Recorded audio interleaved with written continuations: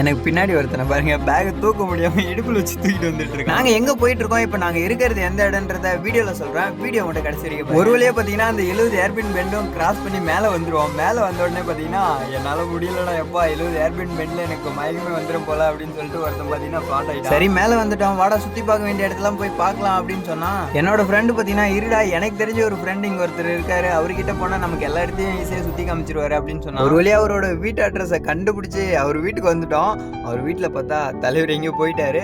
கிட்டத்தட்ட ஒரு half an hour ஒரு வீட்டுல வெயிட் பண்ணோம். கடைசியா பாத்தீங்கன்னா அவர் வந்துட்டாரு. அந்த உடனே பாத்தீங்கன்னா எங்கடா போலான்னு சொல்லிட்டு நாங்க வந்து நைட்டு பாதி நேரத்துல ட்ரிப்பு கிளம்பி வந்தோம். அதனால ஃபர்ஸ்ட் நாங்க ஒரு புள்ளியில போடுறோம், எங்களை ஒரு ஃபால்ஸுக்கு கூட்டிட்டு போங்க அப்படின்னு சொன்னோம். சரி வாங்க, எனக்கு மட்டுமே தெரிஞ்ச ஒரு ஃபால்ஸ் இருக்கு, நாங்க கூட்டிட்டு போறேன்னு சொல்லி கூட்டிட்டு போனாரு. நான் ஒன்னு சொன்னா நீங்க நம்ப மாட்டீங்க. என்னன்னு பாத்தீங்கன்னா நாங்க போன ஃபால்ஸுக்கு நீங்க யாருமே போயிருக்க முடியாது. அது என்ன ஃபால்ஸ், நாங்க எப்படி போனோன்றதெல்லாம் அடுத்த வீடியோல சொல்றேன். வீடியோக்கு ஒரு லைக்கை போட்டு சேனலை சப்ஸ்கிரைப் பண்ணி வச்சுக்கோங்க.